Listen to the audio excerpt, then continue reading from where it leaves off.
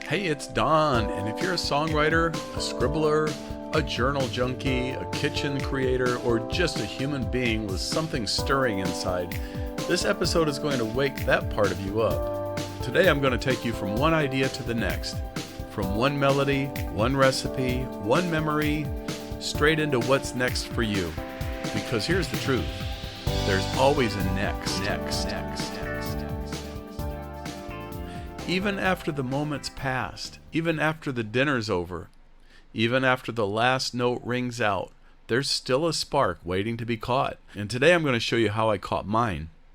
It started with a strange little song, a dusty box of vinyl, and a craving for something that tasted like momentum. And it led to one of my favorite songs I've ever written. We'll talk more about that later, but for now, tune up your senses, because the next thing is already trying to find you. This is episode 9. There's always a next. Welcome back to Layer by Layer Go. I'm Don, and this is the show where we mix a little music, a little food, and a whole lot of momentum. Now, if you've been listening for a while, you know we don't dwell on what already happened. We use it. We flip it. We turn it into something new, something useful. So today, we're doing something special. This episode is a celebration of creativity, of action, of flipping the record and finding something waiting on the other side. We're going to listen to a song that inspired me in a weird, beautiful way, not because it made me feel sad or nostalgic, but because it made me feel ready. Ready to write, ready to sing, ready to eat something that tasted like home and sounded like soul. That's where we're headed today. This episode isn't about looking back. It's about getting that little tingle down your spine that says, I need to write this down. I need to cook this for somebody I love. I need to finally finish that song. Or if you're a painter, or a sculptor, or a designer, or any type of an artist, I need to finish that. We're going to hear a full original track of mine, one that popped into the world after I touched a piece of my past and turned it into something brand new. And then we're headed to the kitchen to build a plate that feels like a Sunday revival. And yes, somewhere along the way, I'm going to challenge you to pick up a pen and give the future a place to land. But don't worry, we're not journaling today because we need healing. We're journaling because there's something exciting trying to come through. And the second you write it down, you start to live the next. Before we move on, I just want to say something about that tribute I put out the other day. It was short and simple, just a heartbeat, just a moment, but it meant something. I'll put a link of that in today's episode's blog post as well on layerbylayergo.com. Ann Wilson's voice hit me like a freight train the first time I heard Magic Man. I'll never forget where I was. I was on Lake Wheeler Road in Cary, North Carolina, out in the woods, hanging out with some friends of mine. We're having a little campfire, and somewhere, somehow, I heard this song, Magic Man. Somebody's car radio or something. I don't know. But man, when I heard that voice, I'm like, who the heck is that? I mean, I know Janice. I know lots of these wonderful singers, Aretha Franklin, but I've never heard a voice like Ann Wilson. It just totally blew me away. But what gets me just as much, maybe even more, is her sister Nancy. See, Nancy was the quieter one. She didn't storm the stage with vocal fireworks. She crept in through songwriting, through guitar work, through soul. And here's something I read years ago. Nancy had a stammer when she was a kid. She could barely talk in front of people, but she found music. And one day she stepped up on a stage, guitar in hand, and the stammer was gone. That's not just a cool rock story. That's the point of this whole show. You never know what's next until you show up and step forward. And yes, she found success. She's worth millions. She's got Grammys, hits, history. But that wasn't the real win. The real win was facing the silence and playing through it. So shout out to everyone who watched that reel, and to those who messaged me, and a big one goes to my buddy Russ, drummer from back in the day. I see you, brother. We're going to come back to this in a future episode about Stagefright. the fear that freezes you, and the power that shows up when you go through it anyway. So if you're hearing this and you've got that lump in your throat or that guitar gathering dust, just know you're not alone. First time I performed on stage was I was about 12 or 13 years old. I found myself behind a set of drums with a lead vocal mic in my face. Full auditorium. I was scared and sweating bullets. My little band, Electrical Vibrations, I know, what's in a name? We played Proud Mary. When we got done, I thought for sure there would be dead air, rejections, or whatever. You know what? That first applause and full audience reaction caught me completely off guard.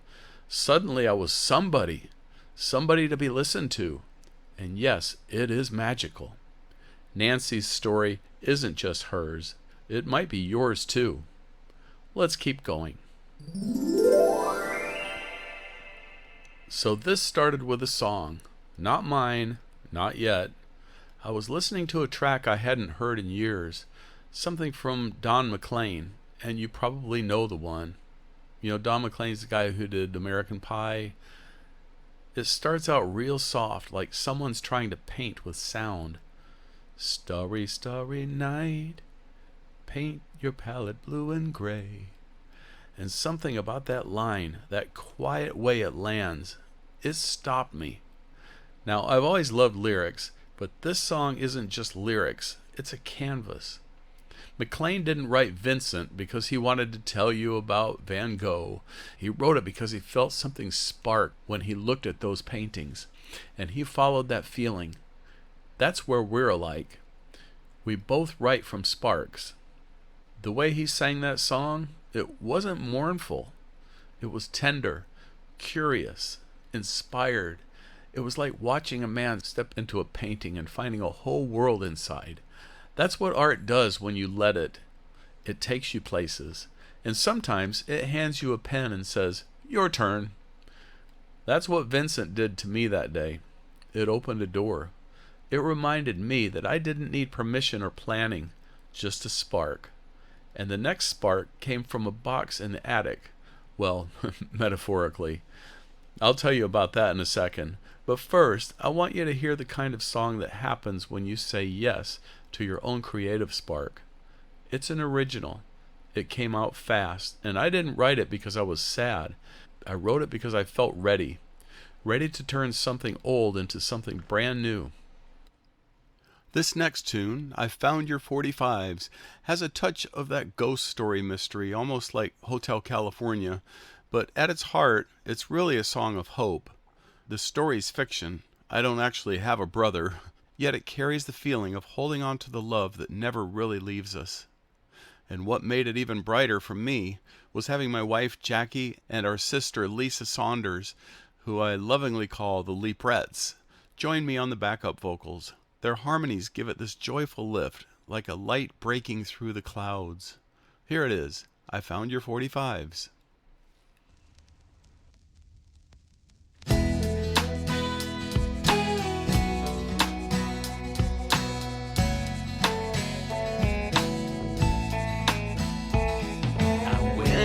To your house after the service, something made me go right away.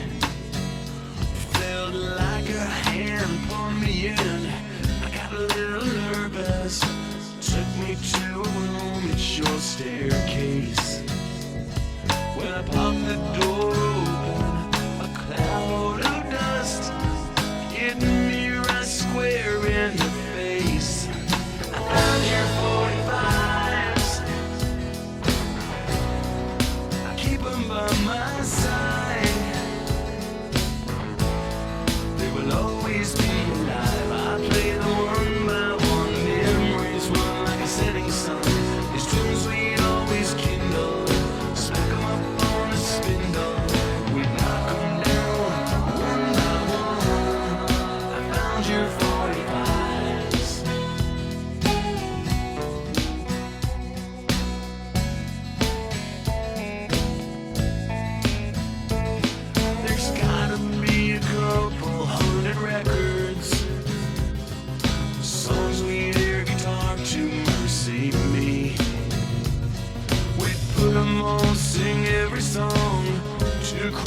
brothers. Music was always in the family. Well, there was Ring of Fire by Johnny Cash. You even had the Monster Mash, and the first song I learned to play on Dad's guitar. I found your 45s. Keep them by my side. They will always be alive. I play them one by one. Years roll on like the setting sun. These tunes we always kindle. Stack them up on a spindle. Knock them down, flip them around. Groove to the sounds of the bass sides. Round and round and round. They say your phonograph can hold 1,000 words, but a phonograph speaks much louder than me. It's time to play another song like a prodigal to a leprechaun. This one you left with me, Bobby, I promise you, nothing's gonna take them away from me. No, no, I found your 45s. Always by my side, and you'll always be alive. I play them one by one. The tears roll down like the setting sun. These tunes we always kindle. Stack them up on that spindle. Knock them down one by one. Groove to the sounds of the B-sides. Round and round they go. Yeah, we rocked it up, we sang the blues. We'd spin around, we'd have a few. Made us feel we'd go on forever.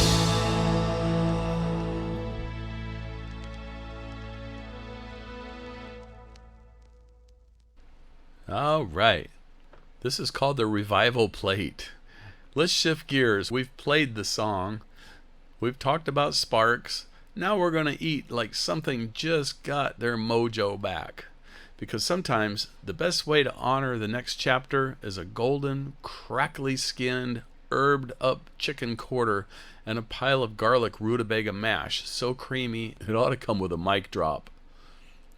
Today we're building what I call the Revival Plate. This isn't comfort food, it's comeback food. It's next food. Let's start with the star. Roasted chicken quarters. Now, if you've never cooked chicken on the bone, today's the day you find out why every grandma, backwoods cook, and Michelin chef worth their salt still does it. Here's the visual. You've got leg and thigh quarters, skin on. We're not trimming them. We're not rushing them. We're giving them the royal rubdown they deserve. First, you make your herb butter. In a bowl, mash together 4 tablespoons of softened butter, 2 cloves of minced garlic, a generous tablespoon of chopped fresh rosemary, a little thyme if you've got it, zest of a lemon, cracked black pepper, a dash of smoked paprika for swagger. I use my sister's, of course. She makes the best that I know of. Anyhow, I'm not going to advertise for her. I don't think she can grow that much paprika. Now listen, this is not a dab it on and hope situation. You're going to get under the skin, literally. Peel the skin back just a bit and smear that herby goodness right on the meat underneath. Then slap that skin back down like a vinyl lid and butter the top too. You want to butter in the grooves, like seasoning a soul record. Now, into the oven. Roast those quarters at 400 degrees Fahrenheit, that's 204 degrees Celsius for my metric rebels, for about 45 minutes to an hour, depending on size. They're done when the skin is golden and audibly crispy, and a thermometer poked into the thickest part hits 175 Fahrenheit.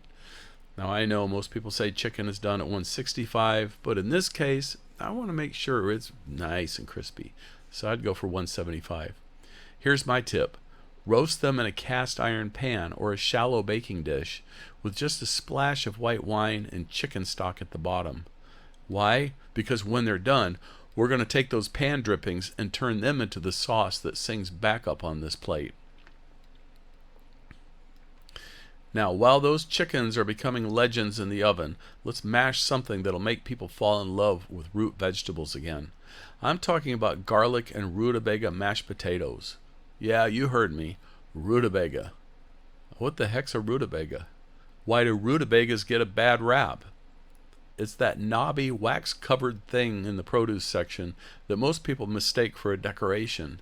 But once you boil it down with some Yukon Gold potatoes, you're in for something sweet, earthy, and just weird enough to be interesting.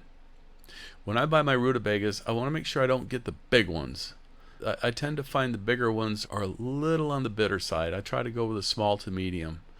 So here's what you do. You peel or chop your rutabaga and about 3 to 4 medium potatoes. Boil them together in salted water until fork tender. While they're boiling, melt a few tablespoons of butter with a clove or two of garlic in a small pan, just until fragrant. Drain the mashers, pour in the garlicky butter, splash in some cream or milk, and splash it rustic. No fancy hand blender here. I like a little bit of chunk in mine, so maybe not everybody does. Some people like it creamy, but I like chunks in mine. Salt and pepper, and a little bit of nutmeg if you're bold. The rutabaga brings this subtle, almost caramelized note that plays perfectly against the rich herb chicken. It's like adding a B-side harmony. Unexpected, but now you can't live without it. Alright, last element. Buttered green beans with lemon zest. Keep it simple, keep it snappy. Steam or blanch your green beans just until bright green and tender crisp. Toss them in butter while they're still hot. Add a pinch of salt, a crack of pepper, and finish with a little lemon zest. Want to fancy it up? Throw in some toasted sliced almonds. But honestly, the lemon alone brings enough lift to keep the plate dancing. Now stack the plate like you're building a set list. Lay down the mash like a foundation groove. Nestle that crispy chicken right on top, skin glistening, herbs singing back up. Green beans go to the side like an applause break. And then drizzle the pan sauce. Here's how you make it. Once the chicken's out, set it aside and rest on a warm plate. Put your roasting pan or skillet on the stove over medium heat. Splash in a little more wine or chicken stock. Scrape up those brown bits and whisk in a bit more butter, rosemary, lemon juice, maybe a touch of Dijon if you're feeling frisky. Stir until it thickens slightly. That's it. Drizzle it like it owes you rent. This is a revival plate. This is a celebration meal. You don't eat this in front of the TV. You light a candle, you pour something chilled or sparkling or herbal, you turn on a record, you invite someone to the table, even if it's just you. Because this isn't a throwaway dinner. This is how you mark the moment you're back in the game. This is a Sunday meal for people who still believe in what comes next. So now that we've cooked the comeback, let's talk about how to catch the next spark before it flies past you. Because even after the plates are cleared, there's still something trying to show up, and all it needs is a pen. Meet me back at the table. The next drill. Alright, plates cleared, chicken devoured, sauce scraped up like it owed you rent. Now let's talk about what happens next, and I do mean literally. Let's talk about the most powerful tool in the creative universe. Nope, it's not my guitar, not a secret plug-in, not a custom spatula. It's this right here, a blank page. Reference episode 1. Now before you roll your eyes and go, ugh, Don's doing the journaling thing again, let me be very clear. I'm not going to guilt trip you into becoming some kind of calligraphy diary keeper. I'm not here to say you must process your emotions through shadow work and moon journaling in a salt bath. No. I'm here to say you've got something electric in you right now, and you need to catch it before it turns into background noise. Not because it's going to vanish, but because momentum builds when you say yes to it. Here's what most people miss. You don't write stuff down because you're falling apart. You write stuff down because you're about to break through. You journal to mark the coordinates of something already arriving. A phrase, a melody, a business idea, a single line that makes you stop mid-toast and say, whoa, that's something. It could be like, maybe I'll put a little bit of cayenne pepper on that just to spice it up. That's not a someday I'll remember it moment. That's a pull over and write it on your leg if you have to moment. And look, you can use a napkin. You can write on a gum wrapper, a church bulletin, or a shipping label from your sourdough starter kit. But at some point, you're going to want a better home for the good stuff. I recommend something like the Layer by Layer Go Journal. It's $15. It doesn't judge you. It doesn't require a login or a battery. And it's got enough space to catch every lyric, recipe, grocery list, or midnight confession you didn't know you were writing until it was already halfway out of your pen. Plus, it looks dang good next to a coffee mug and a bowl of leftover garlic rutabaga mash. Of course, this is a plug. You can get yourself a copy on our website. But anyhow, I want to teach you something. It's simple, it's powerful, and it might just become a daily habit to you. I call this the 7-minute next drill. Here's how it works. Set a timer for 7 minutes, not 10, not 15, 7. Open your journal, or a napkin, or the palm of your hand. At the top of the page, write the words, "Here's what I feel coming next." And go. That's it. That's the whole assignment. Don't overthink. Don't edit. Don't try to be profound. If all that comes out is, I don't know, maybe something cool, or maybe a new soup idea, or maybe I want to build a porch, good, you're doing it. You're not writing history, you're creating direction. This drill isn't about processing, it's about tuning in. It's like tuning up the volume on the part of your brain that already knows where you're going. You just haven't heard it clearly yet. Now here's the thing. 7 minutes doesn't sound like much, but when you're on a roll, it's everything. There's nothing more frustrating than hearing that timer go off when you're mid-sentence, mid-thought, mid-download from the cosmos. That's kind of the point. You want to stop wanting to stop. You want to feel that groove momentum ache that says, just a few more lines, let me keep going, because that's when the real stuff starts showing up. And when it does, you've already got the pen in your hand. Look, I know people are busy. I know you've got dogs to feed, groceries to haul, laundry that somehow multiplies when you're not looking. But 7 minutes? That's the length of 2 songs.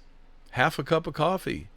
1 scroll through the weird side of Facebook Marketplace. You can find 7 minutes, especially if it means unlocking what's been wanting to come through you. So here's your gentle challenge. Do the drill tonight, tomorrow, sometime this week, but not just once. Try it a few days in a row. See what bubbles up. You might get a song title. You might get an idea for your next great stew. You might accidentally write the first paragraph of a book you didn't even know you had in you. That's the magic of writing forward instead of looking back. We don't write to recap. We write to build the bridge to what's next. We write to get on a roll. We write to become someone we haven't met yet. And every page you fill moves you 1 note closer to the chorus. So go on, set that timer, scribble like the future depends on it. And yeah, grab yourself a Layer by Layer Go journal if you're tired of scribbling on grocery receipts or your kids' homework, because something is coming through you. It's not a maybe, it's not a someday, there's always a next. And now, you're tuned in.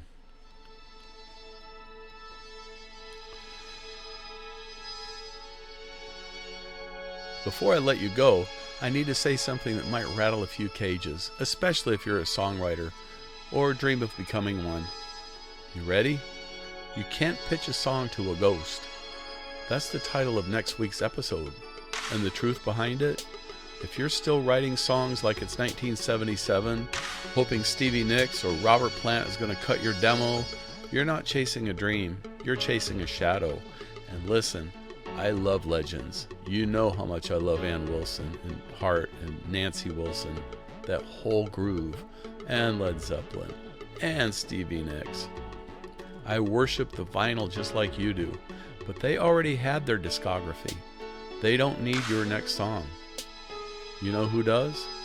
That 19-year-old powerhouse with 80 million TikTok followers who's still looking for the song that defines their career. That pop artist who's 2 hits away from taking over the world. That's who you should be writing for. That's who your next hook belongs to. Next week, we're breaking it all down. How to study today's artists. How to shift your writing style without losing your soul. And how to actually get in the room, or at least the inbox, where decisions get made. So cancel your trip to Buc-ee's. Pause the family group chat. Lock the studio door. Because if you're serious about writing songs that get cut, episode 10 might just change everything. And remember, there's always a next. The question is, are you writing for it? And hey, if this episode lit something up on you, do me a favor. Like it, share it, leave a comment, print it out, and tuck it into your mama's next birthday card. I don't care how you do it. Just help this little momentum machine roll on down the road. Because this show isn't just for listeners, it's for doers. And you, my friend, you've got something coming next. I'll see you Sunday.